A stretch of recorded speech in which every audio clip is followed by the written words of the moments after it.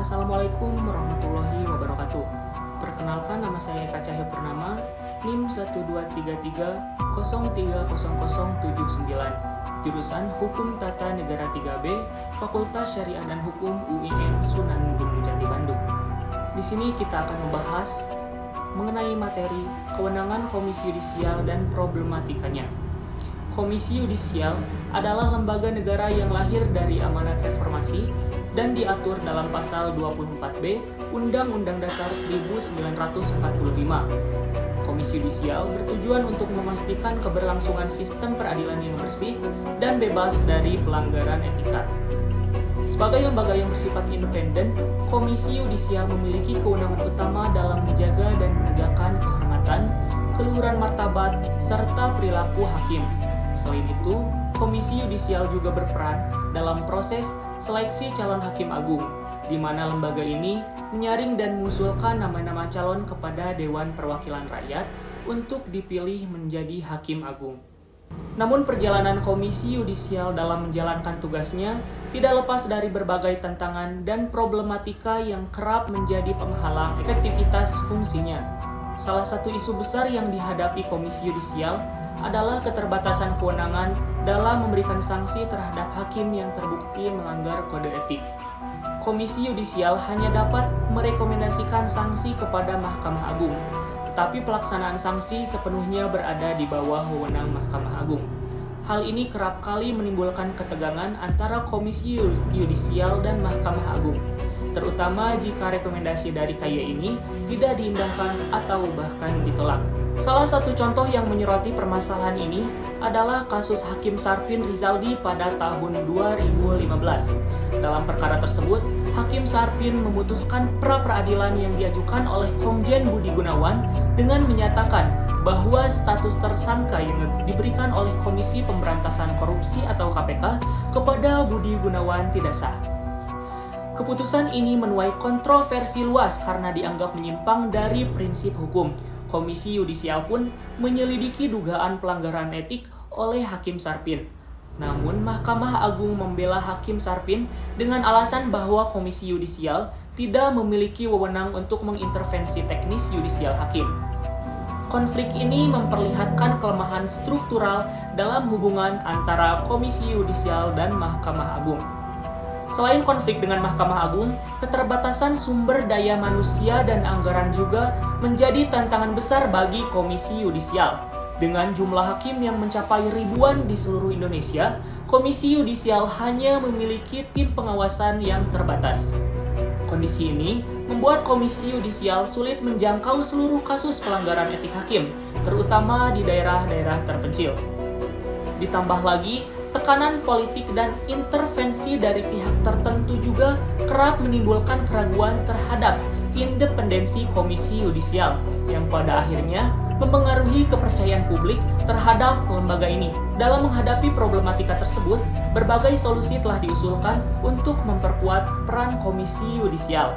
Salah satu langkah penting adalah revisi undang-undang untuk memberikan Komisi Yudisial kewenangan menjatuhkan sanksi langsung terhadap hakim yang melanggar kode etik.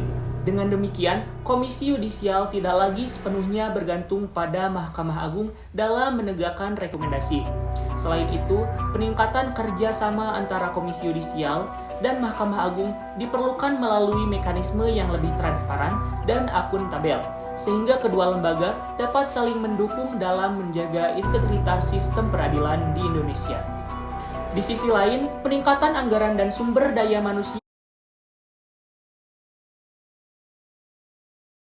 juga menjadi hal yang mendesak. Komisi Yudisial memerlukan dukungan anggaran yang lebih memadai untuk memperkuat kapasitasnya dalam mengawasi perilaku hakim di seluruh Indonesia.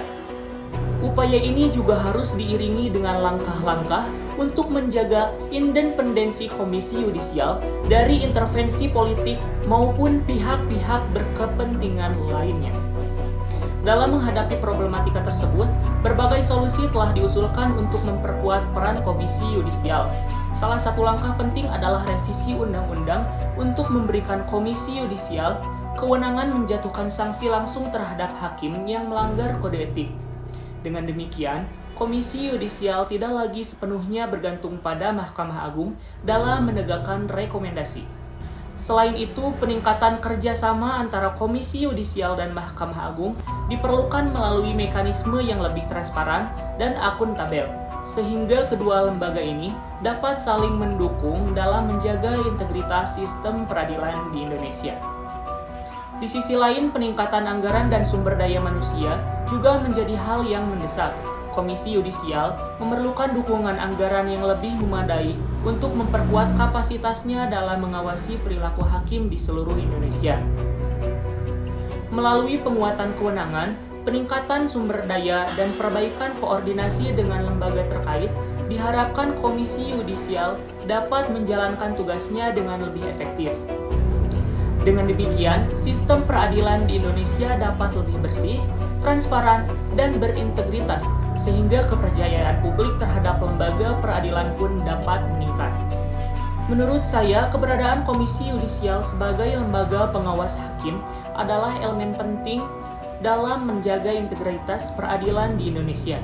Di tengah berbagai kasus yang mencoreng nama baik lembaga peradilan, Komisi Yudisial menjadi harapan bagi publik untuk memastikan bahwa hakim bekerja dengan integritas dan profesionalisme. Namun kewenangan Komisi Yudisial yang terbatas seringkali menjadi penghalang besar dalam pelaksanaan tugasnya. Ketergantungan pada Mahkamah Agung untuk menindaklanjuti rekomendasi sanksi menurut saya menciptakan ruang untuk konflik dan memperlemah efektivitas Komisi Yudisial sebagai pengawas. Saya melihat ada ketimpangan yang jelas dalam hubungan antara Komisi Yudisial dan Mahkamah Agung. Mahkamah Agung seringkali tampak tidak kooperatif terhadap rekomendasi dari Komisi Yudisial dengan dalih menjaga independensi peradilan. Namun menurut saya, alasan ini tidak sepenuhnya valid karena pengawasan etika tidak sama dengan campur tangan dalam teknis yudisial. Sebaliknya, pengawasan oleh Komisi Yudisial bertujuan untuk mendukung independensi hakim dengan memastikan mereka bebas dari pelaku yang melanggar kode etik atau pengaruh pihak eksternal. Jika Mahkamah Agung terus menolak rekomendasi dari Komisi Yudisial tanpa alasan yang kuat, hal ini justru beresiko memperburuk persepsi publik terhadap integritas lembaga peradilan. Saya juga merasa bahwa tantangan independensi Komisi Yudisial merupakan masalah serius. Ada kesan bahwa Komisi Yudisial terkadang rentan terhadap intervensi politik atau tekanan dari pihak-pihak tertentu. Jika ini benar, maka hal tersebut akan menggerus kepercayaan publik terhadap Komisi Yudisial. Komisi Yudisial harus membuktikan bahwa ia benar-benar bekerja demi keadilan, bukan untuk kepentingan kelompok tertentu. Transparansi dalam proses pengawasan dan penyampaian rekomendasi harus ditingkatkan agar publik dapat melihat bahwa Komisi Yudisial bekerja secara objektif dan independen.